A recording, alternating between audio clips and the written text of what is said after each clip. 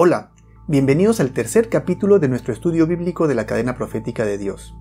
En el capítulo anterior, al analizar al papado, vimos cómo este poder persiguió a los santos de Dios por más de un milenio, más exactamente por 1260 años, desde su nacimiento en el año 538 hasta el año 1798, cuando fue derrocado por Napoleón Bonaparte, y hasta se le llegó a dar por muerto, ¿recuerdan? Sin embargo, pues todos sabemos perfectamente que ese no fue el final para el papado, por supuesto, aunque sí significó el final de una etapa para este poder y el comienzo de otra. Y es a este tema que he dedicado el tercer capítulo de nuestro estudio bíblico, el cual tiene como título La espada y el cautiverio. Y es ahora cuando vamos a analizar las circunstancias que llevaron al papado a cambiar radicalmente su actitud hacia el mundo, de ser un poder perseguidor y tirano implacable, a uno absolutamente inofensivo y con apariencia de santidad, como lo conocemos el día de hoy. Y también conoceremos cuál va a ser el siguiente cambio radical de este poder, el cual va a experimentar en un futuro cercano, y el cual esta vez afectará profundamente no solamente a Europa y América, sino al mundo entero. Y es ahora cuando ya vamos a dejar de lado nuestro estudio del capítulo 7 del libro de Daniel que hemos estado llevando a cabo en estos dos últimos capítulos del estudio bíblico, y vamos a entrar de lleno al libro de Apocalipsis, este libro enigmático y misterioso de la Biblia que se las ha arreglado para captar la imaginación y la fascinación del mundo entero a lo largo de las edades. Vamos a entrar en particular al capítulo 13 del libro de Apocalipsis. Allí nos vamos a encontrar con profecías maravillosas, vamos a conocer a nuevas bestias o poderes políticos que entran en escena y vamos a llegar a conclusiones sorprendentes. Quiero aclarar que la comprensión del libro de Apocalipsis está supeditada a una comprensión previa del libro de Daniel. En el caso particular del capítulo 13 del libro de Apocalipsis está supeditado a la comprensión previa del capítulo 7 del libro de Daniel, lo cual ya hemos hecho en los dos capítulos anteriores de este estudio. Por eso yo quisiera instar a cualquier persona que está viendo este video y no haya visto los capítulos 1 y 2, que lo detenga y que vaya y vea los capítulos 1 y 2 en orden, que están en la descripción de este video, y luego vengan y continúen con este de acá. Y también le pediría, que no estaría de más, que lea de la misma Biblia el capítulo 13 del libro de Apocalipsis. Ahora, lo primero que queremos hacer es dar un repaso de los eslabones de nuestra cadena profética, comenzando por el primer reino que dominó la tierra del mundo antiguo en Mesopotamia, que fue en el 605 a.C. Este es el reino de Babilonia, 605 a 539 a.C., representado por el león con alas de águila, seguido por el imperio medo-persa, 539 a 331 a.C., representado por el oso que se levantaba de un lado más que del otro, y con 3 costillas en la boca. A este le siguió el reino de Grecia, del año 331 al 168 a.C., representado por el leopardo de 4 cabezas y 4 alas. A este le siguió Roma, 168 a.C. a 476 después de Cristo, bajo la faceta del Imperio Romano, representado por la bestia espantosa, a la cual le salieron 10 cuernos, que representan a los 10 reinos europeos que surgieron luego de su caída en el año 476 de nuestra era. Estos constituyen el quinto eslabón de nuestra cadena profética, luego de los cuales surgió este cuerno pequeño de entre ellos, el sexto eslabón de nuestra cadena, el cual pudimos determinar que representa al papado, dado que este es el único poder político religioso que satisface el perfil de las características mencionadas en Daniel capítulo 7. Porque así como el cuerno pequeño de Daniel capítulo 7, el papado surgió del cuarto reino, del Imperio Romano. Además, ¿el papado se levantó de entre los 10 primeros reinos europeos? Claro que sí. ¿Y se levantó después del establecimiento de los 10 reinos? Por supuesto. Los 10 reinos europeos surgieron a partir del año 476 y el papado surgió en el año 538. Además, ¿es un reino pequeño? De hecho que sí. ¿Y parece más grande que los otros reinos? También. ¿También es el papado diferente a los otros reinos? Por supuesto que sí. No tiene un rey como líder, ni un presidente, sino un obispo. Y por supuesto las otras características que saltan a la vista que convierten al Vaticano, al papado, en una nación única, diferente a todas en el mundo entero. Derribó a 3 de los primeros 10 reinos. ¿Recuerdan? A los herulos, a los ostrogodos, a los vándalos. Y es también un hombre que blasfema contra Dios, declarándose a sí mismo el vicario o representante de Dios y perdonando pecados, lo cual solamente puede hacer Dios. Claro que sí. Persiguió el papado a los santos de Dios, como pudimos revisar, con la Inquisición y de muchas otras maneras, al igual que el cuerno pequeño, por supuesto. el papado dominó a sus anchas por tiempos y medio tiempo, o 1260 años, verificado. Y como también pudimos ver, este poder también cambió los tiempos y la ley de Dios, como el día de reposo, el segundo mandamiento y todo lo que hemos verificado. Ahora que leamos el capítulo 13 del libro de Apocalipsis, vamos a encontrarnos con dos bestias, la bestia que sube del mar y la bestia que sube de la tierra. Bestias o naciones o poderes políticos, como ya nosotros sabemos. De estas dos vamos a analizar primero a la bestia que sube del mar, porque es la primera mencionada en la profecía. ¿Y quién es esta bestia? Vamos a ver que la bestia que sube del mar es el mismo poder que el cuerno pequeño del libro de Daniel capítulo 7, el cual ya nosotros en el capítulo anterior hemos determinado fehacientemente que se trata del papado, donde su nombre de cuerno pequeño nos dio luz acerca de su origen romano, de cómo este reino comenzó muy pequeño, de entre los 10 primeros reinos europeos, y luego creció y creció hasta llegar a dominarlos a todos. También nos habla cómo este cuerno pequeño o este poder persiguió a los santos de Dios por más de 1 milenio. Pero esta vez ya no se llama cuerno pequeño, sino se llama una bestia que sube del mar. Es una simbología diferente. ¿Por qué la Biblia hace eso? Muy sencillo, porque las diferentes simbologías que la Biblia da acerca de este poder nos ayudan a tener una comprensión más completa acerca de este poder enigmático que es el papado. Entonces comencemos leyendo los primeros 4 versículos del libro de Apocalipsis capítulo 13. Dice: Me paré sobre la arena del mar y vi subir del mar una bestia que tenía 7 cabezas y 10 cuernos, y en sus cuernos 7 diademas o coronas, y sobre sus cabezas un nombre blasfemo. Y la bestia que vi era semejante a un leopardo, y sus pies como de oso, y su boca como boca de león. Y el dragón le dio su poder y su trono y grande autoridad. Vi una de sus cabezas como herida de muerte, pero su herida mortal fue sanada. Y se maravilló toda la tierra en pos de la bestia, y adoraron al dragón que había dado autoridad a la bestia, y adoraron a la bestia, diciendo: ¿Quién como la bestia? ¿Y quién podrá luchar contra ella? Interesante y muy enigmático. Una bestia de 7 cabezas, dice, y 10 cuernos, y nos habla de otras varias características. Dice que tiene parte de oso, parte de leopardo, parte de león, y también se nos habla de un dragón. ¿No se nos hace un poco familiares estas figuras? Por supuesto, estas son las mismas figuras utilizadas en la profecía de Daniel capítulo 7. Por eso este es un ejemplo de cómo la comprensión del libro de Daniel capítulo 7 se constituye indispensable para la comprensión del libro de Apocalipsis capítulo 13. Porque leyendo esta profecía del libro de Apocalipsis capítulo 13 sin una comprensión de lo que habíamos visto en el libro de Daniel, se nos hace imposible tener una idea de a qué se refiere esta profecía. Y esta es la razón por la cual muchas personas le asignan las más inverosímiles identidades a la bestia que sube del mar. Pero nosotros no vamos a tener ese problema. Ahora, ¿qué nos dice que la bestia que sube del mar y el cuerno pequeño son la misma entidad que es el papado?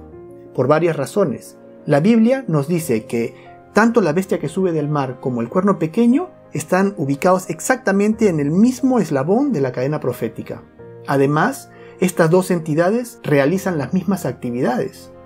Y también, estas dos entidades dominan por exactamente el mismo periodo de 1260 años. Vamos a leer entonces otra vez el versículo 1 del libro de Apocalipsis capítulo 13, pero esta vez analizándolo. Dice: Me paré sobre la arena del mar y vi subir del mar una bestia. Entonces tenemos que esta bestia o poder político surge del mar. Sabemos que el mar, en lenguaje profético, significa pueblos, muchedumbres, naciones y lenguas, como pudimos revisar en nuestro primer capítulo. Aquí pongo las referencias bíblicas para recordar.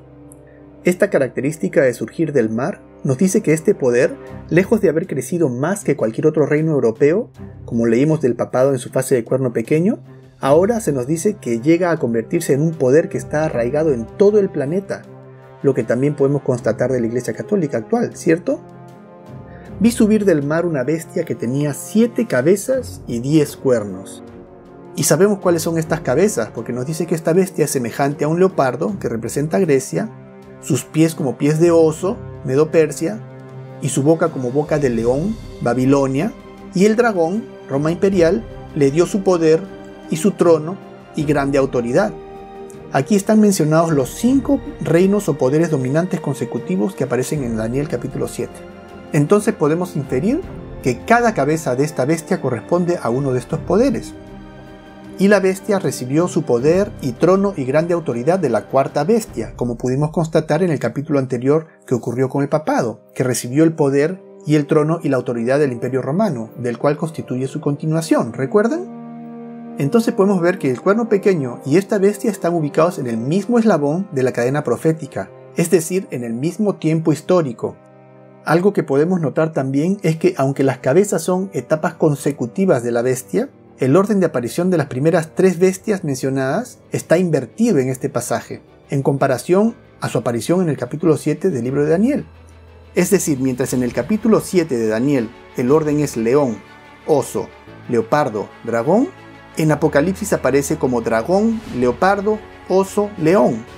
Y la razón es muy clara, y es que en el tiempo de Daniel, 3 de los 4 reinos mencionados por él están en el futuro, pertenecen al futuro, mientras que en el tiempo del apóstol Juan, quien escribió el libro de Apocalipsis, las 3 primeras bestias pertenecen ya al pasado, y esta bestia que sube del mar está en el futuro. Pero aún nos faltan 2 cabezas de esta bestia. Sigamos leyendo. Vi una de sus cabezas como herida de muerte, pero su herida mortal fue sanada, y se maravilló toda la tierra en pos de la bestia. Aquí están las otras 2 cabezas. Dice que vio una de sus cabezas como herida de muerte, tiene que ser la cabeza número 6, y también dice que la herida mortal fue posteriormente sanada, la cual correspondería a la 7ª cabeza o a la última etapa de esta bestia o poder político religioso. Pero ¿por qué están aquí todas estas bestias del libro de Daniel juntas en una sola bestia? Voy a poner a mi hijo como ejemplo.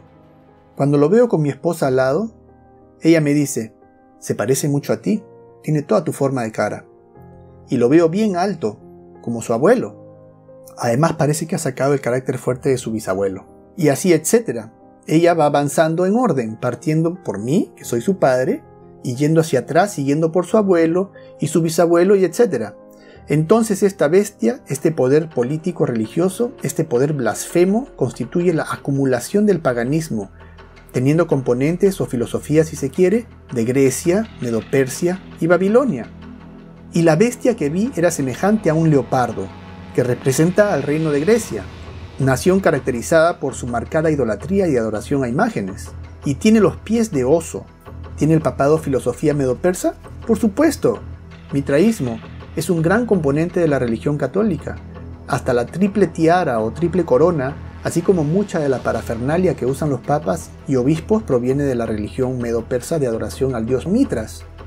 Hasta la celebración del día 25 de diciembre, que es en realidad la celebración del nacimiento del dios pagano Mitras. Y su boca como boca de león. El león siendo Babilonia, como ya sabemos. Entonces esta bestia tiene la boca de Babilonia. ¿Y quién es la boca de un reino sino su líder? Entonces esta profecía dice que su líder representa a Babilonia. ¿Será eso posible? Bueno, es ahora cuando nosotros vamos a conocer un misterio muy interesante. ¿Ustedes recuerdan qué pasó con Babilonia cuando fue conquistada? Lo que vimos en el primer capítulo de este estudio. De Babilonia quedó un hombre con corazón engañoso y perverso, ¿recuerdan? ¿Y cuál es el título del Papa? Al Papa se le conoce como Sumo Pontífice. ¿Y cuál es el significado de la palabra pontífice? Esta palabra aplicada a una persona denota su cualidad de servir de puente, así como un artífice es quien produce arte. De igual manera, pontífice es el que construye un puente entre el cielo y la tierra, es decir, es una persona que sirve de mediador entre Dios y el hombre. Y por supuesto el prefijo sumo denota su carácter supremo o único mediador entre el cielo y la tierra. Interesante, me hace recordar a uno de mis versículos favoritos de la Biblia, que está en 1 de Timoteo 2:5, que dice, porque hay un solo Dios y un solo mediador entre Dios y los hombres, Jesucristo hombre. Interesante, y recordando que una de las definiciones de blasfemia según la Biblia es cuando un hombre se hace pasar por Dios, resulta que este sumo pontífice, este ser humano, se presenta ante el mundo como el único mediador entre Dios y el hombre. Este ser humano resulta estar usando un nombre blasfemo, tal y como dice el versículo 1 del capítulo 13 del libro de Apocalipsis, que esta bestia tiene sobre sus cabezas un nombre blasfemo. Increíble, ¿no? Pero, ¿qué relación hay entre el sumo pontífice y Babilonia? Viajemos 2500 años en el pasado con el libro de arqueología Magia Caldea, en la página 221, siendo que Babilonia era la capital de la raza caldea. El autor nos va a hablar un poco acerca de unas inscripciones escritas en piedra, en un monumento arqueológico muy antiguo llamado el Nach-e-Rahab, ubicado en la actual Irán. Él nos va a dar un poco de luz acerca de la clase religiosa babilónica. Leamos, dice: en la gran inscripción Pelevi de Nach-e-Rahab, el título Pontifex Maximus figura como Magupat y Ayarpat Rum, para expresar la idea de sumo pontífice. Entonces el título de sumo pontífice es un título babilónico. ¿Será una coincidencia? ¿Será posible? Veamos lo que nos dice otro libro de historia llamado Lares and Penates, de William Burckhardt, en la página 232. Dice: los Magi caldeos, Magi caldeo, para aclarar, es el sumo sacerdote babilónico. Dice: los Magi caldeos disfrutaron de un largo periodo de prosperidad en Babilonia. Un pontífice elegido por un soberano gobernaba sobre un colegio de 72 hierofantes. Curioso, así como el Papa gobierna sobre un colegio de cardenales. Continúa diciendo: cuando los medos y persas derrocaron el reino de Babilonia, removieron la antigua mitología e impusieron su propia religión. Los caldeos, para recuperar su influencia perdida, introdujeron a uno de ellos, Smerdis, como rey, pero el impostor fue detectado y asesinado en el año 522 a.C. Luego, tras varios años de revueltas, intrigas e intentos de derrocar el gobierno medo-persa, la derrotada clase religiosa caldea fue expulsada a Asia Menor, donde establecieron su colegio central en Pérgamo, llevándose sus títulos, sus vestiduras y el palladium, la piedra cúbica de Babilonia, con ellos. Bueno, esta es la historia. Recordemos a Ciro el Grande, este gran conquistador persa que se constituye la segunda bestia de Daniel 7, que es el oso con sus 3 costillas en la boca, que representan a sus 3 grandes conquistas: la conquista de Lidia, la conquista de Babilonia, la conquista de Egipto. Él dejó un heredero, Cambises. Cambises era muy diferente a su padre. Era una persona colérica que todo el mundo le tenía terror porque él mandaba a matar y a castigar por las mínimas razones, sin ninguna explicación, y verdaderamente que era un pésimo gobernante. Y él tenía a su hermano Smerdis. Una noche Cambises tuvo un sueño, y en su sueño él recibió un mensajero que venía de Persia diciéndole que su hermano Smerdis estaba sentado en el trono y que su corona llegaba hasta el cielo. Entonces se despertó Cambises muy preocupado, y luego de pensarlo bastante decidió darle muerte a su hermano Smerdis. Entonces decidió mandarlo a Persia, y con instrucciones de ser asesinado en el camino. Instrucciones que su mano derecha Perjaspes llevó a cabo. Smerdis nunca llegó a Persia. Sin embargo, los rumores de la muerte de Smerdis sí llegaron a los oídos de esta clase religiosa caldea que estaba en Babilonia, quienes se las arreglaron para poner a un usurpador en el trono, el cual, por coincidencia, según el historiador Heródoto, también se llamaba Smerdis. Sin embargo, otros historiadores dicen que se llamaba Gaumata. Lo pusieron en el trono como si fuese el hermano verdadero de Cambises, derrocando a Cambises.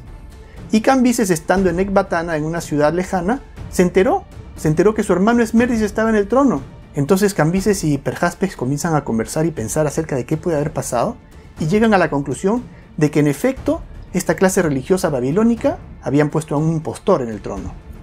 Y Cambises, con su desesperación de llegar lo más rápido posible para derrocar a este impostor, se hiere en el muslo y se muere en Ecbatana, y no llega nunca a derrocar a este impostor, aunque Darío, quien resultó siendo el sucesor del trono al final, y otras 6 personas de la clase noble persa, se juntaron, estos 7, y derrocaron a este falso Smerdis. Y obviamente después de este intento de derrocamiento de la clase religiosa caldea, pues los botaron de Medo-Persia. Y eso es exactamente de lo que está hablando este señor William Burckhardt en su libro Lares and Penates, cuando está hablando acerca de cómo esta clase religiosa fue expulsada de Medo-Persia.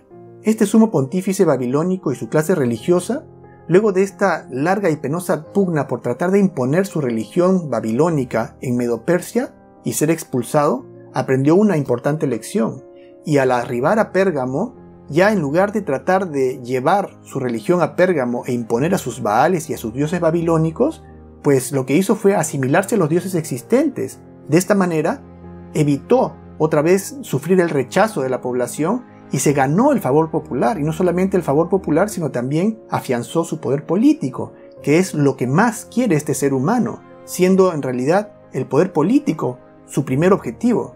y la religión nada más que un vehículo para lograrlo, de manera que resulta irrelevante si la adoración es a Baal de Babilonia, o a Mitras de Medo-Persia, o a Zeus de Grecia, o a Júpiter y posteriormente a Cristo de Roma. En el libro de Daniel 11:37 dice del rey del norte, refiriéndose al pontífice: del Dios de sus padres no hará caso, ni del amor de las mujeres, ni respetará a Dios alguno, porque sobre todo se engrandecerá. Y así fue como esta casta religiosa se estableció en Pérgamo, y con el tiempo lograron convertir esta ciudad en un poderoso reino, donde el sumo pontífice era a su vez rey, tal y como el Papa es el rey de la nación del Vaticano en el presente, y así fue por muchos años, hasta que el último rey pontífice de Pérgamo, Attalus III, tras haber sido conquistado por Roma, cedió este título de sumo pontífice al emperador romano en el año 133 a.C., quien desde entonces llevó este título por más de 4 siglos, hasta que en el año 376, bajo la influencia del obispo Ambrosio, el emperador romano Graciano el Joven prohibió las ceremonias paganas en Roma y se negó a llevar el título de Pontifex Maximus o sumo pontífice por considerarlo incompatible con el cristianismo, y el título quedó vacante por muy poco tiempo, porque fue tomado casi de inmediato por el obispo de Roma Damasus en el año 379, hasta el día de hoy. Esta fue una maniobra política muy sencilla llevada a cabo por el obispo Ambrosio, el obispo de Milán en esa época. Para esta época, el Imperio Romano acababa de haber adoptado al cristianismo como su religión oficial, y había mucho entusiasmo entre los dirigentes. Entonces el obispo de Milán, Ambrosio, se acerca a Graciano el Joven, el emperador, y comienza a convencerlo poco a poco que deje el título de sumo pontífice porque pues era incompatible con el cristianismo. Era un título pagano que venía de Babilonia, entonces tenía que ser pues dejado de lado, ¿no? Si estamos en una nación cristiana. Sin embargo, graciosamente, muy poco después que el emperador Graciano deja el título, lo deja vacante, ¿quién lo recoge? Ni 3 años después, el obispo de Roma, Damasus, acoge el título de sumo pontífice y se lo pone a sí mismo. Desde ese momento hasta ahora, el Papa o el obispo de Roma lleva el título de sumo pontífice, este título pagano de Babilonia. Gracioso, ¿no? Entonces el sumo pontífice de hoy es en efecto el sucesor directo del sumo pontífice babilónico. Su título no es el mismo que el que nació en Babilonia hace más de 2500 años por pura coincidencia, sino que es el sucesor directo de un linaje milenario que representa el desafío del hombre a Dios. Y esta es la respuesta a la pregunta que formulamos en el primer capítulo del por qué, aunque la ciudad de Babilonia dejó de existir hace mucho tiempo, lo que vemos en la Biblia, particularmente en el libro de Apocalipsis, es que este poder simbolizado por Babilonia juega un rol central en varias de las historias narradas donde se habla de los eventos más importantes de los últimos días. Y la conclusión a la que podemos llegar es que esta Babilonia espiritual a la cual se refieren las profecías, la cual es el asiento del sumo pontífice, es Roma papal, donde aún en el presente y desde el principio se encuentra el asiento de aquel ser humano que usurpa el lugar de Dios, del anticristo. Porque tal como dice su nombre, sumo pontífice, único mediador entre Dios y el hombre, es el título de Cristo. Cristo es el único mediador entre Dios y el hombre según la Biblia. Sin embargo, este hombre dice, no, yo soy el único mediador entre Dios y el hombre. Entonces él usurpa el lugar de Cristo. Él es el anticristo.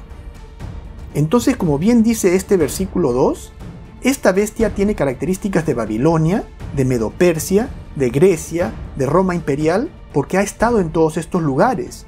Este sumo pontífice, esta clase religiosa, pasó de Babilonia a Medo-Persia, luego fue expulsada y migró a Pérgamo, que es Grecia, posteriormente pasó a Roma imperial, tomando elementos de paganismo de todos estos lugares, los cuales amalgama con elementos del cristianismo y sobre esta plataforma encuentra una poderosa base para ejercer presión social y política hasta el día de hoy. Y el hecho de tener la boca del león es muy significativo, porque nos dice que la boca de este reino, el cual es su líder, es el líder de Babilonia, el sumo pontífice. Y luego termina diciendo algo muy duro y temible, que el dragón le dio su poder y su trono y grande autoridad. O sea que detrás de este poder está el dragón. El dragón no es otro que el diablo. Revelación 12:9 dice, y fue lanzado fuera el gran dragón, la serpiente antigua que se llama Diablo y Satanás, el cual engaña al mundo entero. Satanás engaña al mundo entero, dice. El mundo entero vive engañado, pensando de una manera contraria a la realidad. En el mensaje de Jesús a la iglesia de Pérgamo, que encontramos en Revelación 2:13, dice: «Yo conozco tus obras, y dónde moras, donde está el trono de Satanás». En este versículo Jesús llama al trono del sumo pontífice en Pérgamo el trono de Satanás. Y cuando dice que el dragón dio su poder, su trono y grande autoridad, se está refiriendo a cómo este trono fue transferido de Roma imperial a Roma papal, el trono que antes Roma imperial recibió de Pérgamo, como la historia atestigua. Tras la sucesión de los Césares, vino la sucesión de los pontífices en Roma. Cuando Constantino salió de Roma, le dio su asiento al pontífice. Labianca, profesor de Historia, Universidad de Roma. Lo mismo encontramos en la profecía de 2 de Tesalonicenses capítulo 2, cuando habla del hombre de pecado, el hijo de perdición o el inicuo, los cuales son los nombres dados al Papa, donde inequívocamente declara que su advenimiento al mundo es por obra de Satanás. Solo hay 2 personas en la Biblia que han sido llamadas hijo de perdición. Uno de ellos es Judas Iscariote, quien era contado de entre los discípulos de Cristo, pero lo traicionó con un beso en la mejilla. Y el otro, de 2 de Tesalonicenses capítulo 2, que describe al anticristo. Este individuo, que también hace todo esfuerzo para ser contado como un discípulo de Cristo y traiciona a la iglesia de Cristo, también con un beso en la mejilla. Fascinante. James Whaley escribió en su libro El Papado en 1851. Está claro que el anticristo descrito por nuestro Señor y por su apóstol Juan ha de usar una máscara y profesar una cosa mientras hace otra. Él ingresará a la iglesia como Judas entró en el jardín, supuestamente para besar a su maestro, pero en realidad para traicionarlo. Él debe venir con palabras de paz en su boca, pero con guerra en su corazón. Él debe ser un falso Cristo, la semejanza de Cristo estampada en metal. Él debe ser una imitación de Cristo, una imitación cercana, inteligente y astuta, que engañará al mundo por siglos, excepto a aquellos que, enseñados por el Espíritu Santo, podrán ver a través del disfraz y detectar al enemigo bajo la máscara del amigo. Una descripción impecable del papado. ¿Pero el Papa lleva guerra en su corazón? ¿A qué podrá referirse esto? ¿Será que el Papa finge paz, pero en realidad hace guerra? Eso vamos a revisarlo en un capítulo próximo, donde hablaremos sobre las sociedades secretas y su relación con el papado. Porque se levantarán falsos cristos y falsos profetas, de tal manera que engañarán, si fuera posible, aún a los escogidos. ¿Significa que este poder engañará aún a los escogidos de Dios? Nada de eso. Cuando el versículo dice de tal manera, lo que quiere decir es que es un engaño en extremo refinado. Sin embargo, el versículo aclara que engañar a los escogidos no es posible. Es tan perfecto el atuendo del catolicismo que no se puede ver el núcleo de ocultismo escondido detrás de él. Entender esto es en extremo importante. ¿Quién realmente dirige al papado? ¿Quién es el Papa Negro? ¿Quién es Arturo Sosa Abascal? ¿Y cuál es su rol en el mundo actualmente? Tal parece que tenemos mucho de qué hablar, ¿ah? Vamos a saltearnos el versículo 3 y 4 para revisar otras razones por las cuales podemos afirmar que la bestia que sube del mar es la misma entidad que el cuerno pequeño. Ya pudimos confirmar que ambos poderes se encuentran situados en el mismo eslabón de la cadena profética, lo cual en sí ya es una razón de peso para relacionarlos. Sin embargo, además de eso, ambos poderes tienen las mismas características. Podemos ver que, como el cuerno pequeño, esta bestia también tiene una boca que habla grandes cosas y blasfemias. Además, hizo guerra contra los santos de Dios, que son las mismas cosas que hizo el cuerno pequeño. Y también, en el versículo 5, dice que este poder ejerció su autoridad tiránica contra los santos de Dios por exactamente el mismo número de años. Aunque en este caso, estos 1260 años literales o días proféticos, en vez de ser mencionados en forma de tiempo y tiempos y medio tiempo, los 3 años y medio proféticos son mencionados en forma de 42 meses, que como vimos antes, son otra manera de computar los mismos 3 años y medio proféticos. También tenemos otra característica que ambas comparten, lo que se refiere a querer cambiar los tiempos y la ley, pero esta característica la vamos a estudiar en más detalle en el próximo capítulo, cuando hablemos de la marca de la bestia. Entonces otra vez nos quedamos sin candidatos, dado que a la luz de la evidencia solamente el papado cumple con todas estas características. Concluimos que el cuerno pequeño y la bestia que sube del mar son el mismo poder, el cual es el papado. Y esto lo vamos a colocar también en nuestra roca, que ya habíamos utilizado en el capítulo anterior, donde pusimos que el cuerno pequeño es el papado. Acá también vamos a poner la bestia que sube del mar es el papado. Además, en el versículo 7 dice que se le dio autoridad sobre toda tribu, pueblo, lengua y nación. Esta es una declaración profética que nos dice que este sistema llega a controlar ¿cuánto del mundo? el mundo entero, todo. El Papa Bonifacio VIII, en su bula Unam Sanctam, declaró: el pontífice romano juzga a todos los hombres, pero él no es juzgado por nadie. Declaramos, afirmamos, definimos y pronunciamos: estar sujeto al pontífice romano es para toda criatura completamente necesario para la salvación. Que lo que se dijo de Cristo, tú has sometido todas las cosas bajo tus pies, bien puede ser verificado de mí. Tengo la autoridad del Rey de Reyes, soy todo y sobre todo, tanto que Dios mismo y yo, el vicario de Dios, tenemos una misma consistencia. Y puedo hacer todo lo que Dios puede hacer. ¿Qué pues puedes hacer de mí, sino Dios? ¡Qué palabrotas, ah! ¡Qué megalomanía! Estos señores dicen tener la autoridad de Rey de Reyes sobre todos los reinos del mundo. Y la tienen, como veremos. Definimos que la Santa Sede Apostólica y el Pontífice Romano tienen la primacía sobre ¿cuánto del mundo? Sobre el mundo entero. Los más sagrados concilios, volumen 13. Todo el poder temporal es suyo, el dominio, la jurisdicción y el gobierno de toda la tierra es su derecho divino. Todos los gobernantes de la tierra son sus súbditos y deben someterse a él. Concilio de Trento. Aquí tenemos una declaración muy interesante. El versículo 3 dice: vi una de sus cabezas como herida de muerte, pero su herida mortal fue sanada. Y se maravillaron algunos en la tierra en pos de la bestia. ¿Dice eso? No, no dice eso, dice se maravilló toda la tierra en pos de la bestia. Ahora, notemos que dice que una de sus cabezas estaba como herida de muerte. Otras traducciones de este versículo dicen parecía estar herida de muerte. Ahora, una pregunta. ¿Hay una diferencia clara entre estar como herida o parecer tener una herida y tener una herida, sí o no? Claro que sí. Entonces parecía haber sido herida, pero tal vez fue un engaño. Tal vez copió a Jesucristo. Porque si este sistema es anticristo, en el lugar de Cristo, Él sigue todo el concepto. Este sistema se ha puesto a sí mismo como el mediador. Este sistema perdona pecados. Este sistema otorga una nueva oportunidad de vida.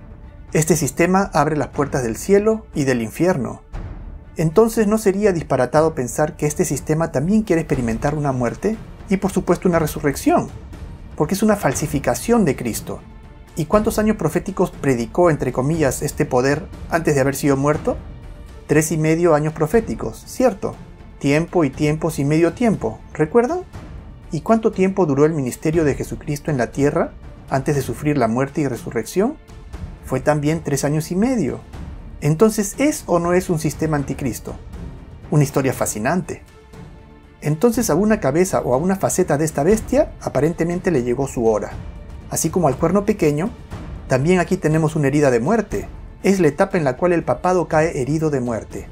Recordemos que en el año 1798, el final de los 1260 años de dominación tiránica del papado sobre Europa y América se cumplió cuando el general Berthier derrocó al papado, declaró la república y desterró al papa. Recordemos este evento. El reverendo Joseph Rickaby, en su libro The Modern Papacy, o El papado moderno, escribe: Berthier entró en Roma el 10 de febrero de 1798 y proclamó una república. La mitad de Europa pensó que el veto de Napoleón sería obedecido y que junto con el papa, el papado estaba muerto. El objetivo de la directiva francesa era la destrucción del gobierno pontifical, como un enemigo irreconciliable de la república. Ellos instaron a su general a retirar al papa y a sus cardenales fuera de Roma. El anciano papa fue instado a abdicar el gobierno temporal.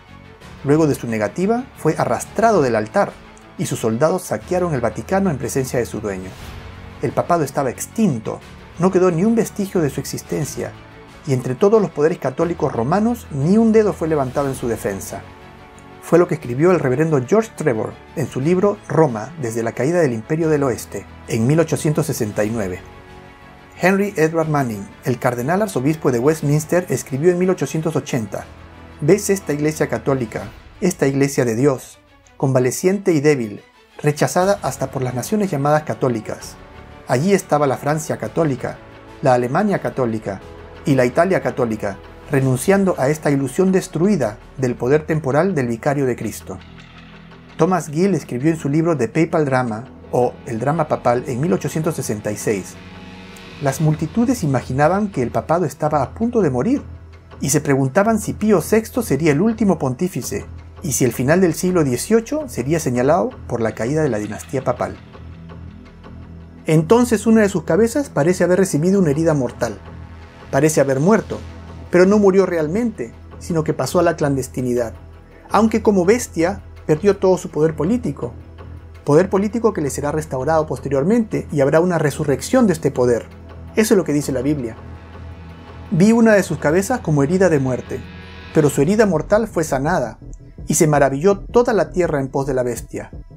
Por supuesto que esto no es posible, no todo el mundo va a adoptar el catolicismo. Apocalipsis 13:3. ¿O sí?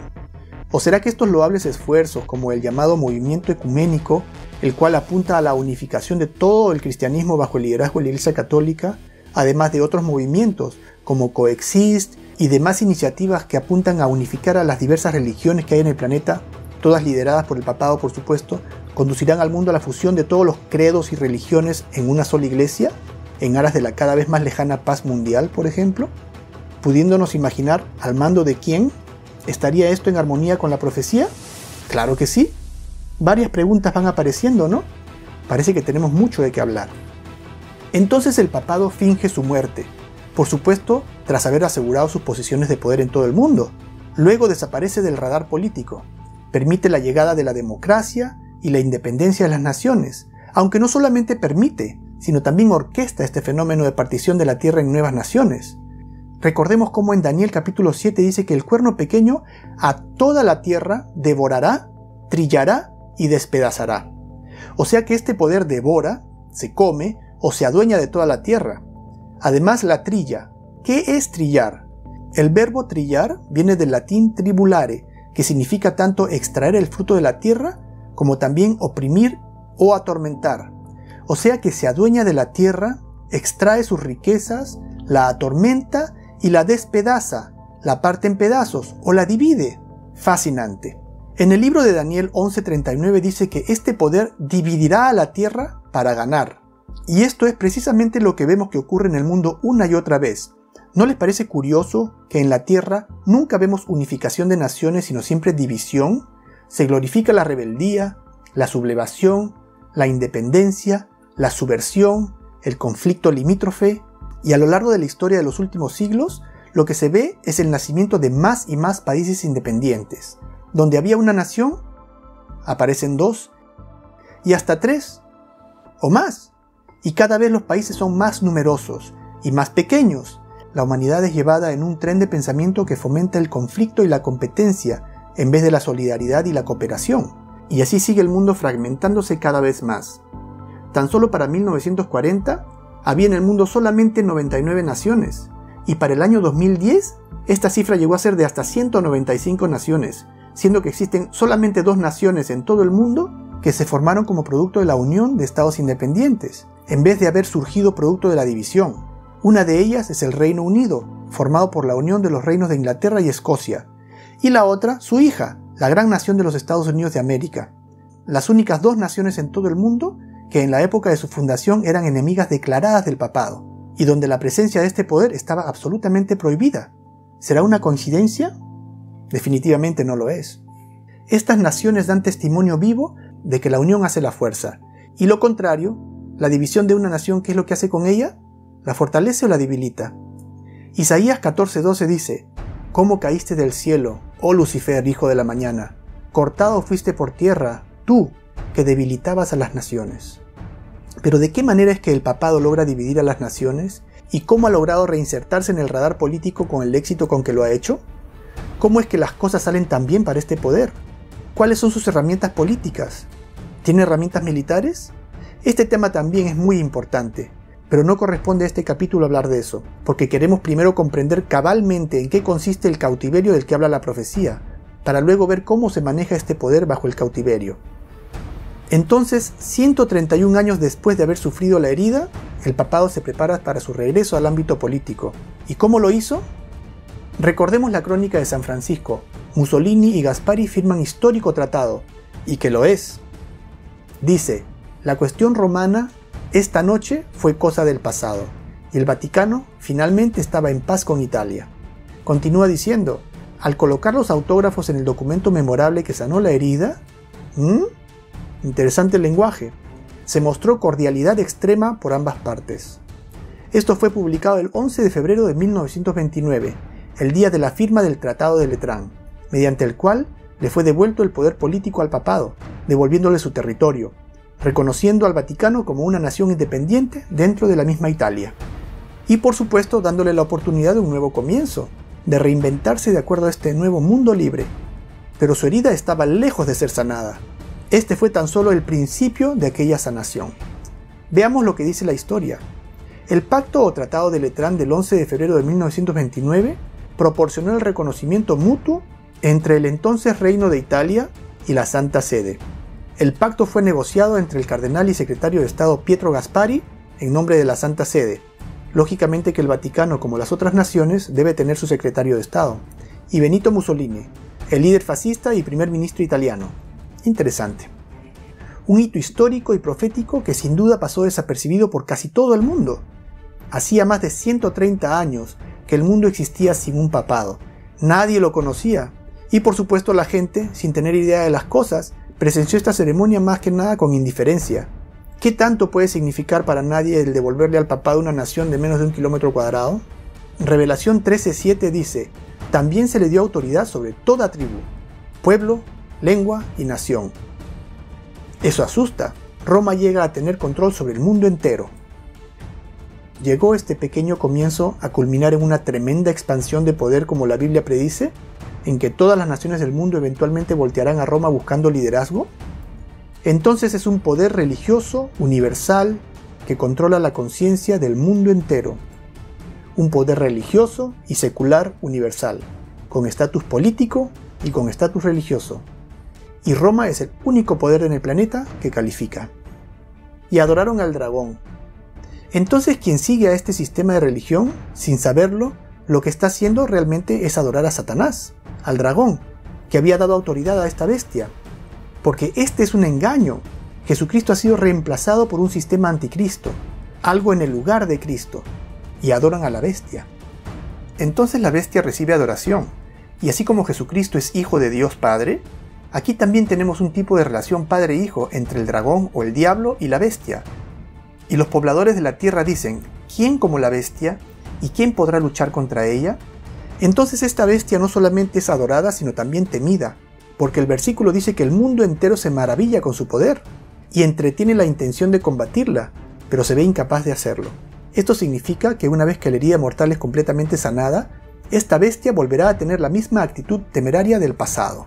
En la segunda carta a los Tesalonicenses capítulo 2, cuando habla del hombre de pecado, dice: inicuo cuyo advenimiento es por obra de Satanás, con gran poder, el poder dado por el dragón, y señales y prodigios mentirosos, y con todo engaño de iniquidad para los que se pierden. Aquí menciona el engaño del cual estamos hablando, pero este engaño no es para todos, es solo para los que se pierden. ¿Y quiénes son los que se pierden? ¿Y por qué se pierden? Sigamos leyendo. Dice: por cuanto no recibieron el amor de la verdad para ser salvos. Ah, esto está más claro. Entonces, los que no reciben el amor de la verdad son los que se pierden. Pero ¿cuál es el amor de la verdad?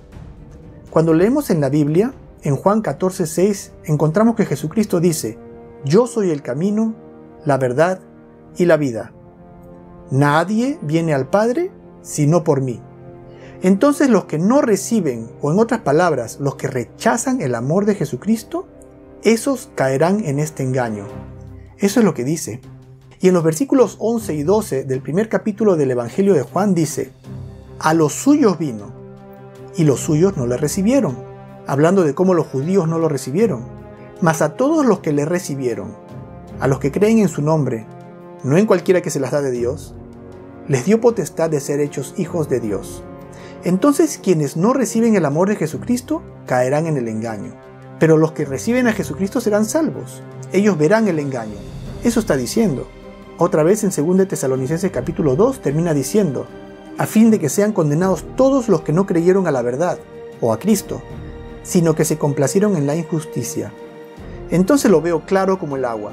Tenemos a dos redentores, uno verdadero y un impostor. Quien busca al verdadero encuentra la salvación.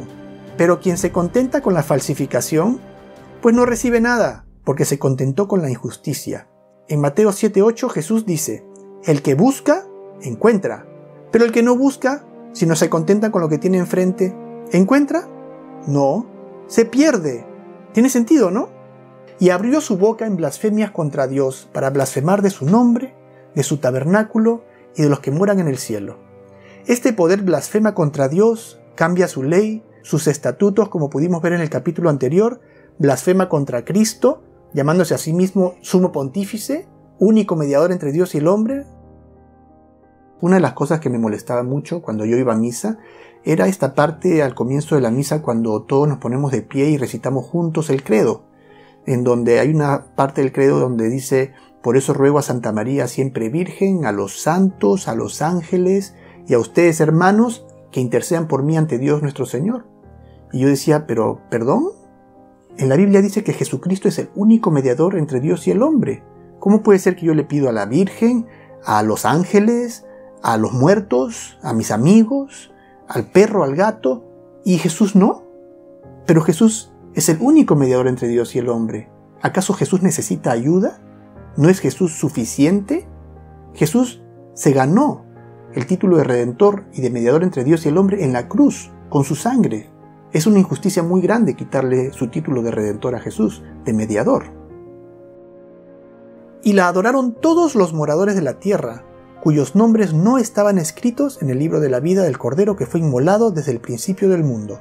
Aquí repite lo mismo que acabamos de leer en 2 Tesalonicenses capítulo 2 de otra manera. Dice que no todos adorarán a la bestia, sino todos cuyos nombres no están escritos en el libro de la vida de Jesús, quien es el Cordero. Aquellos que, como dice el apóstol Pablo, no aceptaron a Cristo, ellos serán engañados. Es un filtro, pues. Entonces, ¿no creen que es importante que los hombres y mujeres católicos, muchos de ellos, puedo atestiguar, que son verdaderamente devotos y fieles a Dios según la única doctrina que conocen, sepan que si ellos continúan en este sistema y a sabiendas cooperan con él, que están en realidad adorando al dragón? Yo estuve muy contento cuando me enteré de esto. En Romanos 6:16 dice, ¿no sabéis que si os sometéis a alguien como esclavos para obedecerle, sois esclavos de aquel a quien obedecéis, sea del pecado para muerte, o sea de la obediencia para justicia? O sea que si tú obedeces ese sistema, tú eres parte de él. Y hay obediencia para vida, pero también hay obediencia para muerte. Atención. Proverbios 14:12 nos dice, hay camino que al hombre le parece derecho, pero su fin es camino de muerte. Tenemos frente a nosotros a un sistema que reclama para sí mismo los atributos que le pertenecen a Dios. Un sistema establecido por el mismo Satanás. Subiré al cielo, en lo alto, junto a las estrellas de Dios levantaré mi trono, y en el monte del testimonio me sentaré, a los lados del norte, sobre las alturas de las nubes subiré, y seré semejante al Altísimo. Y eso es exactamente lo que busca Lucifer, adoración, y hasta instauró su propio día santo, el domingo. Adoración y obediencia son los dos asuntos más importantes para Dios y el tema central de esta gran controversia. Por un lado tenemos a Dios, nuestro Creador y Redentor, y por otro lado tenemos a su adversario, el padre de la mentira. ¿Y qué es esto de la blasfemia?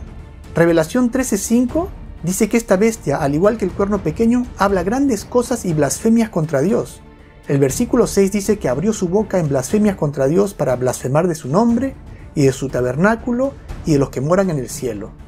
Ya lo revisamos en el capítulo anterior, pero démosle una repasadita otra vez a este concepto de blasfemia. ¿Qué significa hablar blasfemias contra el Altísimo? Como ya vimos, hay dos definiciones bíblicas de blasfemia.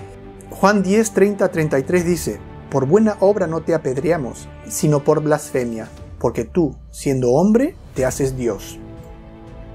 El cual se opone y se levanta por encima de todo lo que se llama Dios, o es objeto de culto, tanto que se sienta en el templo de Dios como Dios, haciéndose pasar por Dios.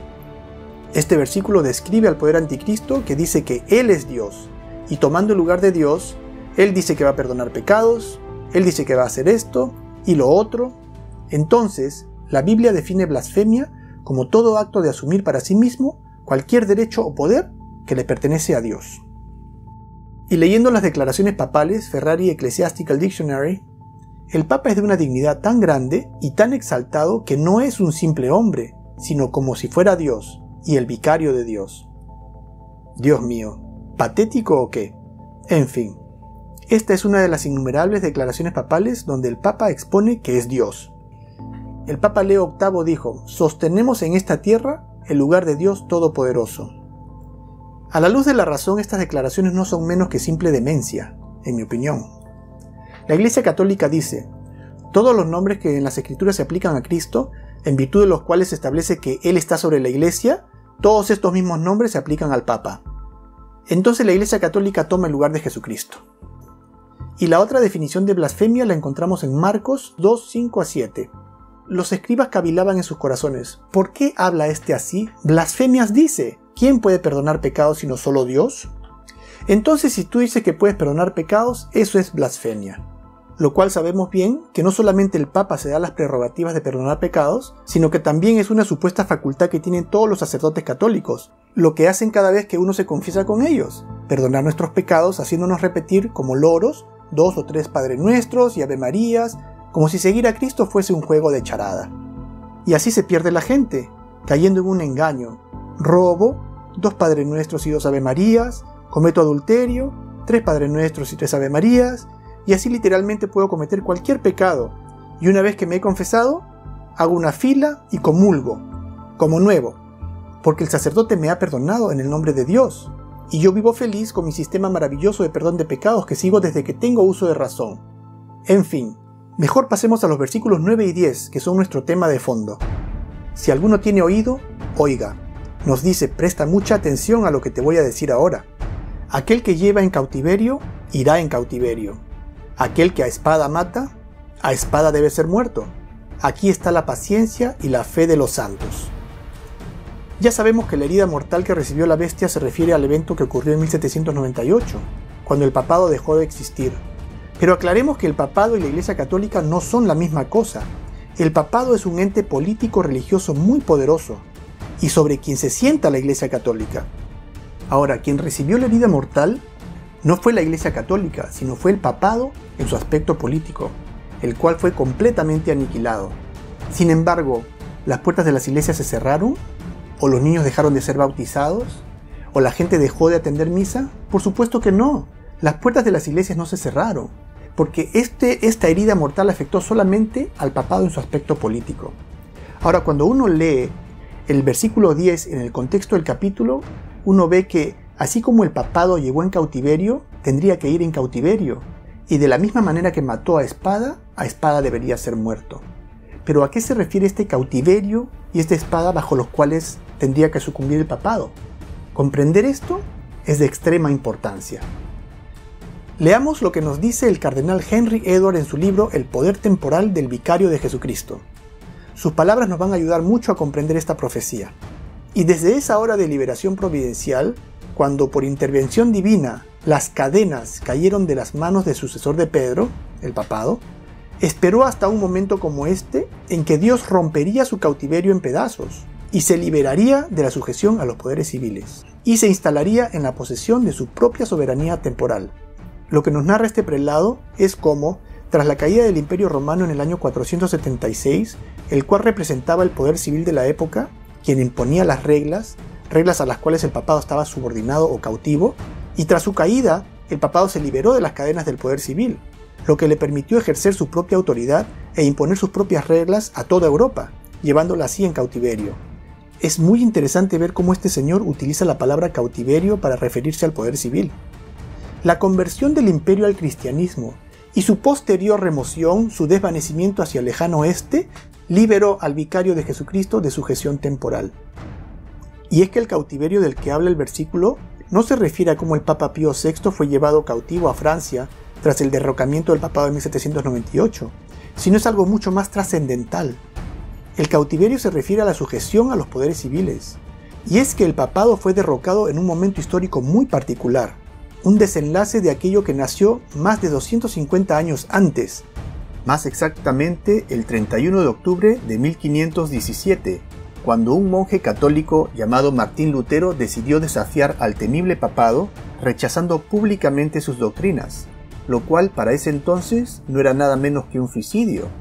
dado que todo aquel que hiciera algo así era indudablemente llevado a la muerte, lo que había ya ocurrido innumerables veces en el pasado, y lo que era de ocurrir otra vez, cuando, una vez excomulgado por la Iglesia Católica, Martín Lutero fue llamado a comparecer ante el emperador Carlos V en el tribunal llamado la Dieta de Worms, al cual Lutero se presentó del 16 al 18 de abril de 1521, donde hizo una valiente defensa de sus creencias con las siguientes palabras: a menos que esté convencido mediante el testimonio de las Escrituras, o por razones evidentes, ya que no confío en el Papa ni en su concilio, debido a que ellos han errado continuamente y se han contradicho, me mantengo firme en las Escrituras a las que he adoptado como mi guía.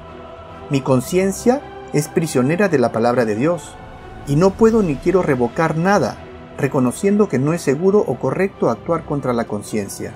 No puedo proceder de otra manera. Heme aquí. Que Dios me ayude. Amén. Aunque a pesar de su brillante exposición, aún así Lutero fue condenado a muerte. Sin embargo, no se le tomó preso en el momento por contar con un salvoconducto otorgado por el mismo emperador Carlos V, a pedido del príncipe Federico III, o Federico el Sabio, el elector de Sajonia, quien puso sobre sus hombros la labor de proteger a Lutero. Sin embargo, habían planes de arrestarlo en cuanto fuese posible, y fue así que el 26 de mayo del mismo año fue emitido el edicto que condenaba a Lutero a la pena de muerte por el pecado de herejía, aunque dicho decreto nunca se llevó a cabo, dado que Lutero fue raptado y escondido para su propia protección por el mismo príncipe Federico III de Sajonia, y Lutero, desde la clandestinidad, continuó escribiendo, convirtiéndose así en el gestor de este fenómeno social de colosal importancia que conocemos como la Reforma. Sus enseñanzas corrieron por toda Alemania como un fuego incontrolable, y pronto hallaron eco en Francia, Inglaterra, Bohemia y por todo el resto de Europa. Fue una época de gran conmoción para todo el viejo continente. En pocos años surgieron líderes reformadores del calibre de Juan Calvino, de Francia, John Knox, de Inglaterra, Felipe Melanchthon, de Alemania, entre una lista de muchos más, lo cual trajo consecuencias desastrosas, no solamente para el papado, sino también para las monarquías europeas. Y es que, aunque tanto la población en general como las monarquías eran tiranizadas por el papado, en la mentalidad del pueblo, los monarcas y el papado eran vistos como el mismo enemigo, ya que el papado se valía del poder civil que ejercían los monarcas para perseguir y castigar.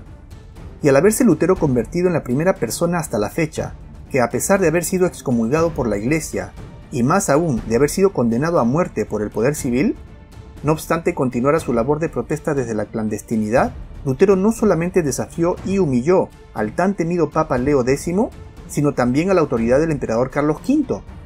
Esta victoria de Lutero envalentonó a la oprimida clase baja europea en contra de la clase aristocrática dominante, hasta llegar a desencadenar verdaderos enfrentamientos, lo que la historia conoce como las guerras campesinas, que llegaron a su clímax en el año 1525, y se consideran el levantamiento popular más grande y extendido de Europa previo a la Revolución Francesa, el cual acabó con la vida de alrededor de 100.000 campesinos. Obviamente, estos enfrentamientos pusieron en autos tanto a la monarquía como al papado de un sentimiento popular que les daba escalofríos. Eran los primeros dolores de parto de una Europa libre después de casi 1000 años de tiranía. Otra consecuencia aún más nefasta para el papado fue que la Reforma llevó la Biblia, que era libro prohibido, a cada rincón de Europa, y con ella las profecías y enseñanzas de las que estamos hablando en este estudio, lo cual desenmascaró al papado frente a toda Europa y América. Lutero solía decir: haré que hasta el más ignorante campesino conozca la Biblia más que el mismo Papa. Lutero mismo tradujo la Biblia al alemán, y lo propio hicieron otros reformadores en el inglés, en el francés, en el español, etc. La opinión de todos los reformadores era unánime. Ellos tenían a la Biblia de su lado, Biblia que resultaba ser una sentencia de muerte para el papado, al cual no le quedaban argumentos de defensa. Todas sus acciones del pasado lo acusaban. Era imposible de ocultar. Y los reformadores no quisieron que nadie se olvide. En Nuremberg, la sede principal del protestantismo en Alemania, en el edificio municipal, uno de los poquísimos edificios que sobrevivieran a los bombardeos de saturación de la Segunda Guerra Mundial, colocaron en piedra estas estatuas muy interesantes. Sobre la puerta de la izquierda encontramos a las dos primeras bestias de Daniel capítulo 7, Se puede observar a la izquierda al rey Nabucodonosor y a su lado el león con alas de águila. Y a la derecha está el rey Ciro el Grande y el oso que representa al reino de Medo-Persia. Y en la puerta de la derecha están representados los otros dos reinos. A la izquierda podemos ver a Alejandro el Grande de Grecia, con el leopardo de 4 cabezas, y el último reino que es Roma al lado derecho, representado por su primer emperador, Julio César, y la bestia espantosa a su lado, pudiendo ver los 10 cuernos que tiene en la cabeza, y además podemos apreciar en medio de los cuernos una cabecita, ¿la ven? Representando al papado, el pequeño cuerno que tenía ojos y boca, como dice el versículo. Ahora esto no ocurrió en un año ni en 20. Esta es una situación que se fue dando a partir del año 1517 y por los próximos 250 años. Europa y América fueron creciendo y creciendo en el conocimiento de las Escrituras, y la Reforma fue dando sus frutos, a tal punto que ya casi todos conocían bastante bien al papado. El estudio de la Biblia se convirtió en la pasión de la academia de esta naciente Europa libre, y el mundo se benefició con estudios bíblicos imponentes y llenos de sabiduría. Grandes libros como Historia Eclesiástica de John Lawrence Mosheim o Historia del Papado de Ranks llenaron de luz y conocimiento a esta era de eruditos. Y muchos otros, como el historiador británico Walter Walsh, el estudioso de profecía francés-suizo Jean Herlimer d'Avenue, y hasta el mismo Isaac Newton, cuyos exhaustivos estudios acerca de los misterios de la vida no solo incluyeron ciencia, sino también profecía bíblica, los cuales contribuyeron mucho al desarrollo espiritual de la iglesia de esta época. Ahora, ¿será que Roma se resignó a perder el poder político que tenía sobre las naciones y se conformó con presenciar cómo se derrumbaba su imperio sin mover un dedo? ¿O será que se preparó cuidadosamente durante esos 250 años para este desenlace, de manera que su poder político no fuese realmente afectado? Pues Roma no estaba dispuesta a ceder ni un centímetro de su poder. La guerra ya había sido declarada ese mismo 31 de octubre de 1517, y no había tiempo que perder. El 15 de agosto de 1534 fue fundada la Orden Jesuita, el órgano del papado cuyo primordial objetivo fue y es la contrarreforma, o contrarrestar el efecto que la reforma causaba en el mundo. Esta orden religiosa era mucho más que eso. Tras la fachada de piedad se escondía una organización de características únicas.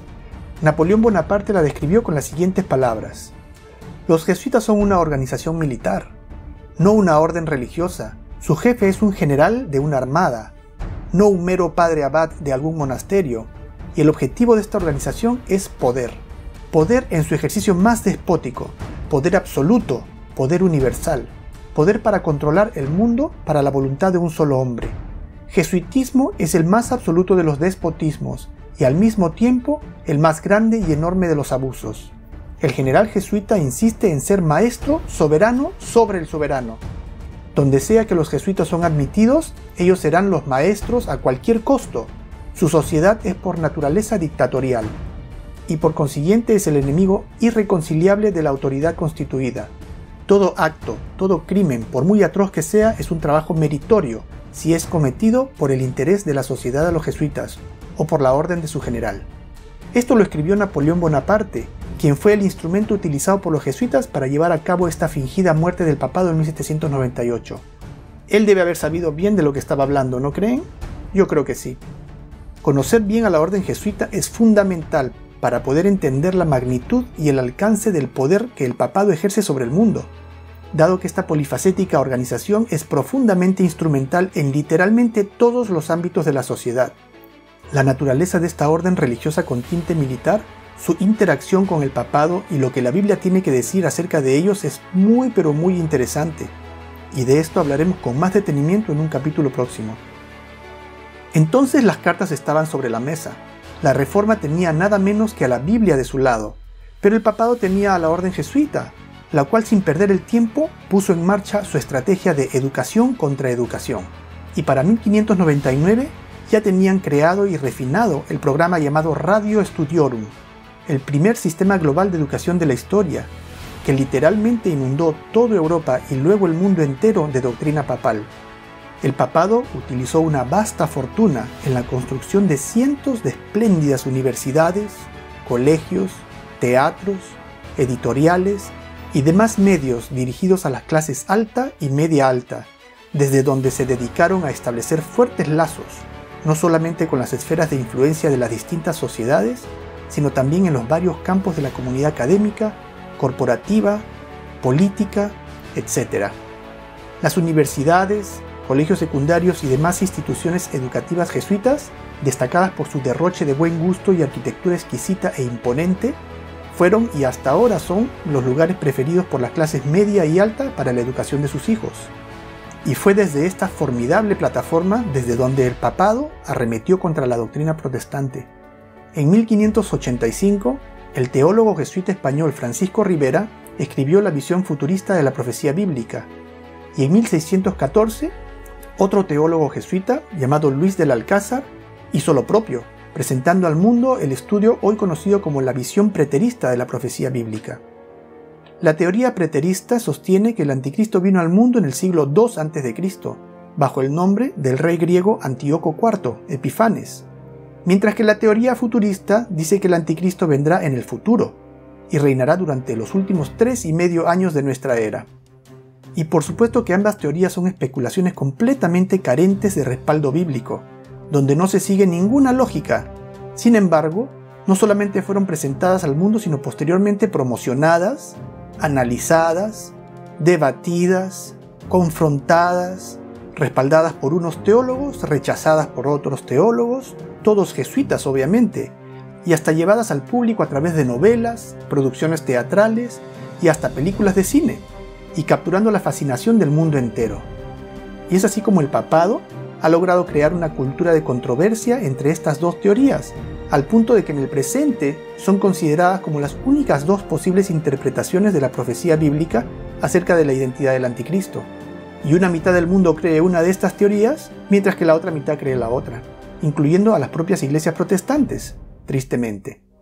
Y por supuesto, todas las enseñanzas de la Reforma quedaron en el olvido. ¿Qué les parece? Interesante ver cómo funciona la maquinaria del engaño de la cual habla la profecía que estamos estudiando, ¿no?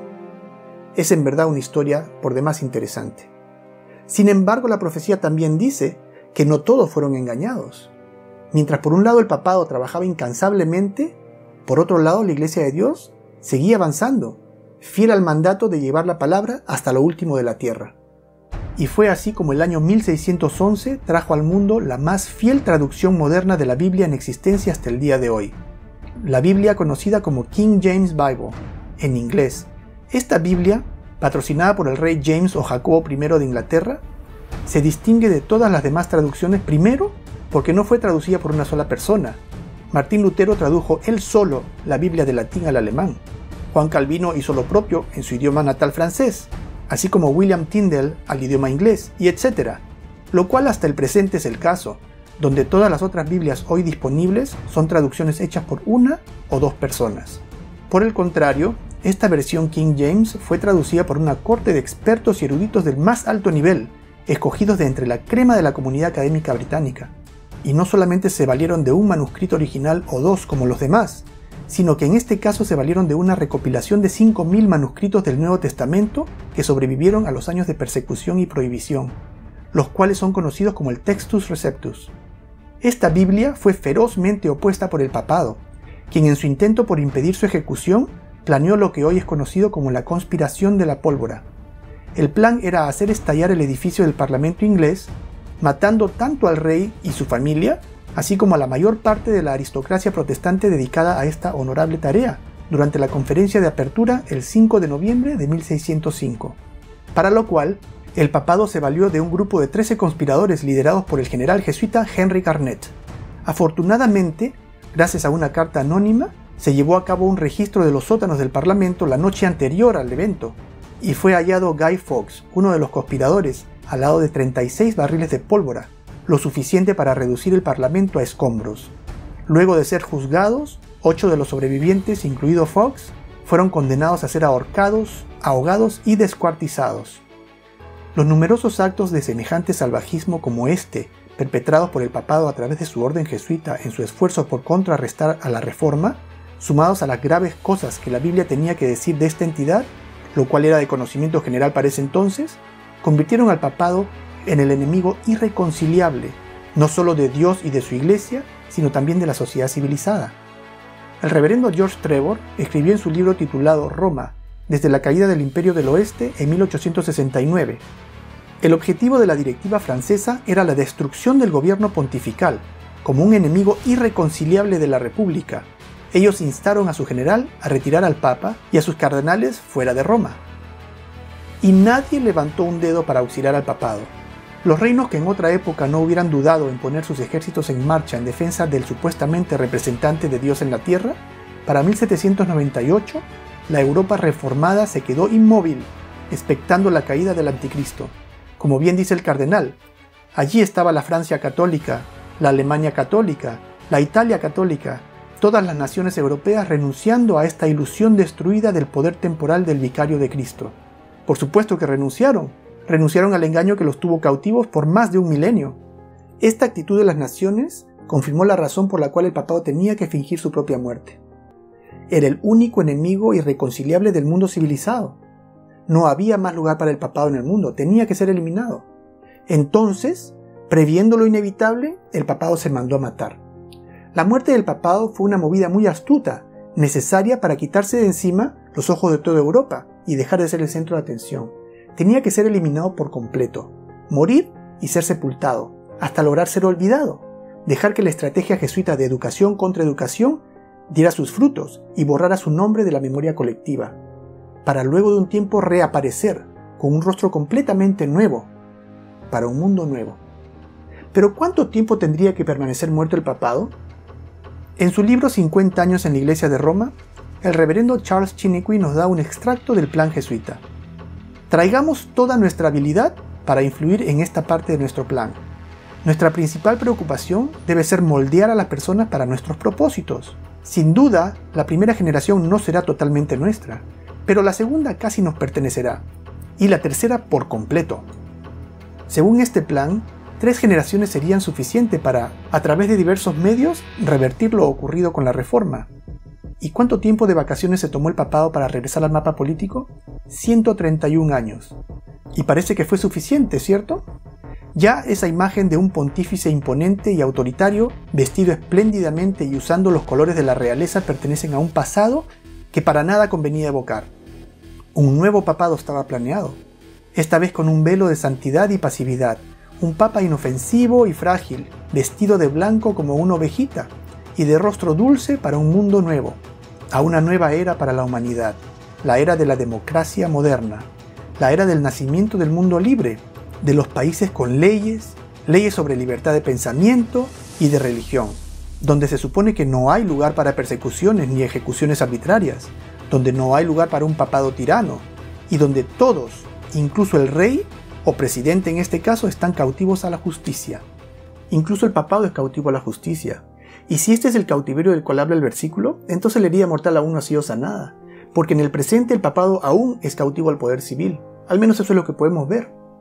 Y es así como Roma otra vez se reinventa, otra vez muta, buscando mantener su dominio, pero esta vez bajo las nuevas reglas de la democracia.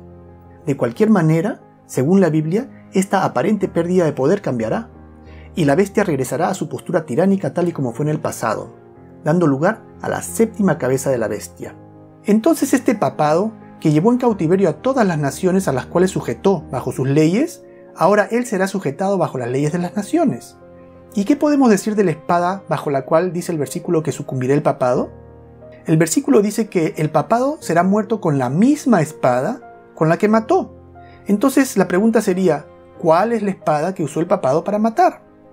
Leamos Romanos capítulo 13 versículos 1 al 4 para ayudarnos a comprender el significado de la espada que mató al papado. Dice, sométase toda persona a las autoridades superiores, porque no hay autoridad sino de parte de Dios, y las que hay por Dios han sido establecidas, de modo que quien se opone a la autoridad, a lo establecido por Dios resiste, y los que resisten acarrean condenación para sí mismos, porque los magistrados no están para infundir temor al que hace el bien, sino al malo. ¿Quieres, pues, no temer a la autoridad? Haz lo bueno, y tendrás alabanza de ella, porque es servidor de Dios para tu bien. Pero si haces lo malo, teme, porque no en vano lleva la espada, pues es servidor de Dios, vengador para castigar al que hace lo malo. Y así como el cautiverio del cual habla el versículo se refiere al cautiverio del papado al poder civil, la espada mencionada por este mismo versículo también se refiere al poder civil, ya que como recordaremos, el papado nunca tuvo un ejército propio, y se valió de la espada del poder civil de las naciones europeas para hacer guerra contra los santos y vencerlos. Ahora, este mismo poder civil en la forma del ejército francés es quien dará la estocada mortal al papado. Ejército francés que paradójicamente fue el primero en dar su espada en favor del papado en el siglo VI. Volvamos entonces a leer el versículo 10 y luego leeremos el versículo reemplazando la palabra cautiverio y espada según nuestra interpretación. Dice: aquel que lleve en cautiverio irá en cautiverio. Aquel que a espada mata, a espada debe ser muerto. Lo cual, traducido de acuerdo a la interpretación que le hemos podido dar, diría: aquel que sujetó a las naciones bajo sus reglas, bajo las reglas de las naciones será sujetado. Aquel que mató valiéndose del poder civil de los pueblos, ahora por este mismo poder civil debe ser muerto. ¿Hace sentido? Sí, ¿verdad? Entonces ahora podemos colocar 2 eslabones más a nuestra cadena profética, y al mismo tiempo contaremos las cabezas de la bestia de 7 cabezas, que comenzó con el reino de Babilonia, el león con alas de águila, 605 al 539 a.C., la primera de las 7 cabezas, el cual fue seguido por el imperio medo-persa, 539 a 331 a.C., representado por el oso, y la segunda cabeza, seguido por el reino de Grecia, 331 a 168 a.C., representado por el leopardo. Este es la tercera cabeza de la bestia. A este le siguió Roma, representada por una bestia espantosa, con sus 5 fases, siendo Roma imperial su primera fase. Luego a esta bestia le salieron 10 cuernos, los cuales son los 10 reinos europeos que surgieron de ella luego de su caída en el año 476. Estos constituyen el 5.º eslabón de nuestra cadena profética. Sin embargo, no son contados como una de las 7 cabezas de la bestia, aunque son parte de ella, porque la bestia de Apocalipsis 13 tiene 7 cabezas y 10 cuernos, y es porque los reinos europeos nunca fueron cabeza de la bestia, sino que fueron y hasta ahora son sus ayudantes, el medio que utiliza la bestia para ejercer su poder. Luego surgió este cuerno pequeño de entre ellos. Este es el 6.º eslabón de la cadena, y la 5ª cabeza de la bestia, el cual representa al papado, quien dominó a sus anchas por un periodo de 1260 años, y hemos podido llegar hasta el año 1798, cuando este poder político sufrió una herida mortal, representado por el papado actual. Este es el 7.º eslabón de nuestra cadena profética, el cual también es la 6ª cabeza de la bestia de 7 cabezas. La cabeza como herida de muerte es la etapa del papado en la cual éste está sometido a los poderes civiles, el cual es el tiempo presente. Y el 8.º eslabón de nuestra cadena profética corresponde a la 7ª cabeza de la bestia, la cual representa la fase en la cual el papado recobra todo su poder político y regresa a ser un poder tirano y perseguidor. Pregunto ahora, ¿piensan ustedes que vendrá el tiempo en el cual el papado recupere su poder y sea sanado de su herida mortal? El versículo 3 nos afirma que su herida mortal fue sanada. ¿Y se maravillaron unos cuantos en la tierra? No. Se maravilló toda la tierra en pos de la bestia. Se volcó toda la tierra en admiración, en adoración y en temor hacia el papado, porque los habitantes de la tierra dicen: ¿quién como la bestia? ¿Y quién podrá contra ella? Aunque ciertamente esto sería imposible, no después de lo que la Reforma o la Iglesia protestante expuso acerca del papado en años pasados, ¿cierto? Aunque, ¿cuántos protestantes tienen este conocimiento el día de hoy? ¿Cuántas iglesias protestantes reconocen al papado de la manera como está expuesto en la Biblia según estamos revisando? Las iglesias protestantes de hoy han olvidado por completo todo lo que sus fundadores pensaban acerca del papado y de estas profecías. Y los grandes reformadores del presente, como Joel Osteen, Rick Warren, Kenneth Copeland y demás, son íntimos amigos del papado y muy entusiastas colaboradores del movimiento ecuménico que busca la reunificación del catolicismo y las iglesias protestantes, ahora protestantes de nombre nada más. Estos señores han abandonado por completo el método de interpretación de profecía bíblica de sus antecesores y no pueden ver el peligro de este sistema que gobernó en el pasado. Y es así como caerán en la trampa, para darse cuenta luego cuando sea demasiado tarde. Si Martín Lutero o Juan Calvino pudieran ver en lo que nos hemos convertido, lo que estamos viviendo, no podrían ni reconocer a las iglesias que resultaron del protestantismo que ellos fundaron.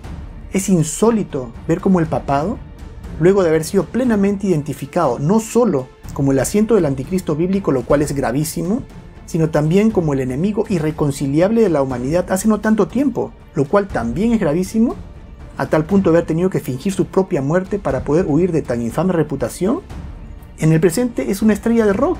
Sin embargo, conociendo todo el esfuerzo invertido por el papado a través de su orden jesuita para lograr este objetivo de lo cual solamente hemos rasgado la superficie, lejos de parecernos insólito, nos parece simplemente el resultado de un plan bien ejecutado, que ha logrado convertir al papado en lo que todos estamos acostumbrados a pensar de él. Es todo lo bueno, todo lo puro, un pedacito del cielo en la tierra, ¿o no? Es ahora mismo la institución más distinguida y respetada de toda la tierra, con sus papas ocupando las primeras planas no solamente en publicaciones periodísticas, políticas, sociales, y hablamos por supuesto de las más reputables del medio, y hasta las revistas dedicadas a las celebridades se lavan la boca para colocar los elogios más sublimes imaginables, y haciendo los titulares más glamorosos y llenos de admiración. Sin duda es algo muy insólito, un fenómeno que sería inexplicable. El Papa en la actualidad es el ser humano más celebrado y con más exposición al público en el mundo entero. No existe publicación de renombre que no haya hecho titulares y portadas acerca de él.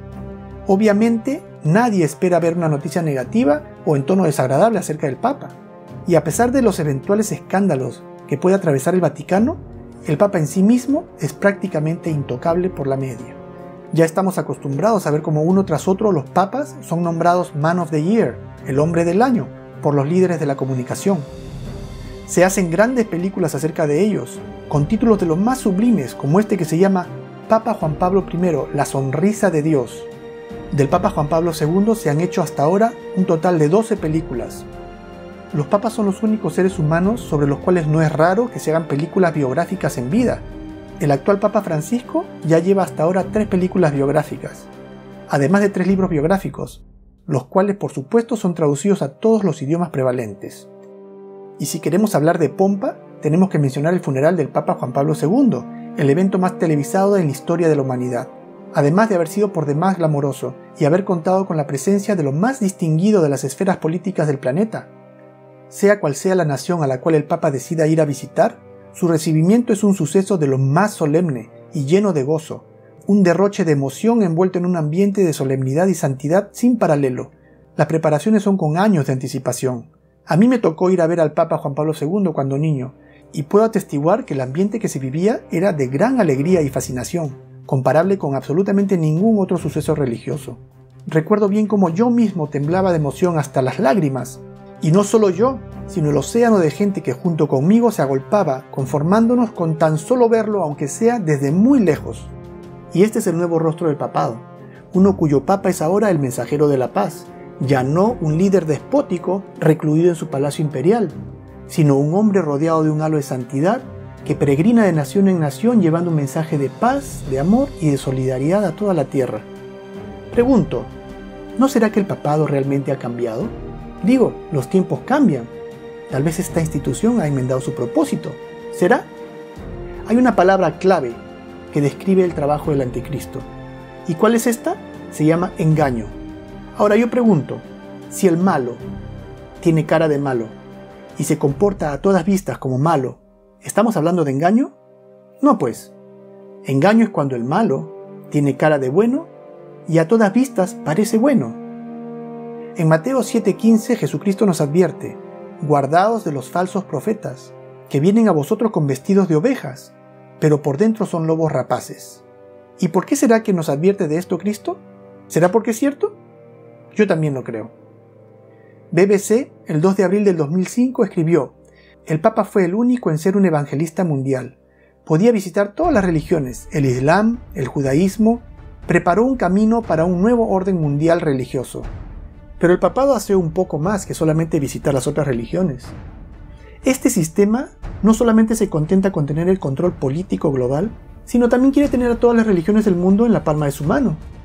De hecho, Juan Pablo II fue el que tuvo la iniciativa de impulsar esta unificación global de las religiones, lo que la BBC llama el nuevo orden mundial religioso. Ahora yo pregunto, ¿cómo podemos unificar la verdad con el error? Digo, ¿no es Jesucristo el único camino de salvación? Y si el judaísmo rechaza a Cristo, el Islam degrada a Cristo, el budismo ni siquiera considera su existencia, ¿en qué consistiría este nuevo orden mundial religioso? ¿Cómo funcionaría esta unificación de todas las iglesias? En el programa de Larry King, Tras el fallecimiento del Papa Juan Pablo II, el 2 de abril de 2005, el líder protestante Billy Graham declaró: Juan Pablo II fue el líder moral del mundo. La revista Newsweek afirma: bajo el mando de Juan Pablo II, quien ayudó a derribar la cortina de hierro, la Santa Sede ganó más influencia política de la que había disfrutado desde su renacimiento. ¿Podemos ver la herida mortal sanándose? ¿Y cómo la influencia política que tuviera durante esos 1260 años está regresando? El profeta ve el correr del tiempo, un poder recibiendo una herida mortal y resucitando, como anticristo, emulando a Cristo y teniendo dominio sobre todo el mundo antes de la venida de Cristo. Ahora, luego de todo lo que hemos visto, lo cual verdaderamente resulta perturbador darse cuenta y abrir los ojos a una realidad que verdaderamente pasa desapercibida para todos aquellos que no conocemos la palabra de Dios, yo pregunto, ¿cuál debería ser nuestra actitud frente a esta situación? ¿Deberíamos tal vez esforzarnos buscando de alguna manera la destrucción del papado? ¿O deberíamos de repente angustiarnos, viéndonos impotentes, incapaces de poder revertir esta situación? Pues nada de eso. Estos son tiempos maravillosos. Este es un momento único en la historia de la humanidad, cuando vemos profecía bíblica cumpliéndose frente a nuestros ojos. El mundo se mueve apresuradamente hacia el desenlace final, pero esas son buenas noticias para nosotros. Jesús nos dice en Lucas 21:28, cuando estas cosas comiencen a suceder, erguíos y levantad vuestra cabeza, porque vuestra redención está cerca. Mirad la higuera y todos los otros árboles. Cuando ya brotan, viéndolo, sabéis por vosotros mismos que el verano ya está cerca. Así también vosotros, cuando veáis que suceden estas cosas, sabed que está cerca el reino de Dios. Ahora, entre convocar reuniones para unificar a todas las religiones y recuperar su poder tal y como lo tuvo en la época medieval hay una gran diferencia, lo cual nos lleva a nuestro siguiente eslabón de la cadena profética. Este eslabón vamos a tener que colocar antes del último eslabón que tenemos, que es el que corresponde a la bestia con la herida mortal sanada, o el papado con la herida mortal sanada, porque se refiere a otra nación, a otra bestia, a otro poder político que surge, que va a restaurar la espada al papado y que lo va a liberar del cautiverio. En el versículo 11 del capítulo 13 del libro de Revelación nos habla de otra bestia. Dice: después vi a otra bestia que subía de la tierra, y tenía 2 cuernos semejantes a los de un cordero, pero hablaba como dragón, y ejerce toda la autoridad de la primera bestia en presencia de ella, y hace que la tierra y los moradores de ella adoren a la primera bestia, cuya herida mortal fue sanada. Y esta es la nación que finalmente le sana la herida al papado y le devuelve su poder. Y amigos, les tengo que decir que esta es la parte más increíble de toda la profecía, porque es la nación menos imaginable, que le devuelve la espada al papado, y todas las naciones del mundo siguen el ejemplo de esta nación. Y ustedes me dirán, ¿qué nación en sus cabales le devolvería la espada al papado para regresar a la barbarie del oscurantismo? Yo les digo, es el elefante en la habitación. Todos lo podemos ver, pero nadie lo ve. Pasemos entonces al siguiente capítulo de nuestro estudio, en donde vamos a descubrir la identidad de esta nación que se encuentra oculta entre las líneas de la segunda parte del capítulo 13 del libro Apocalipsis. También en este capítulo vamos a hablar sobre la marca de la bestia, de la cual tanta especulación se ha tejido a lo largo del tiempo, y del número 666. Pasemos entonces al siguiente capítulo de nuestro estudio bíblico. Muchas gracias. Si este video ha sido de ayuda para ti y quisieras que otras personas conozcan esta poderosa verdad, por favor asegúrate de hacer saber que te gusta, coméntalo y comparte este video. Este video es parte de un estudio bíblico de la cadena profética de Dios, y yo quisiera animarte que veas toda la serie de este estudio haciendo clic en el enlace de la derecha, y asegúrate de suscribirte en este canal si todavía no lo has hecho. Veamos entonces el siguiente capítulo de nuestro estudio bíblico. Muchas gracias.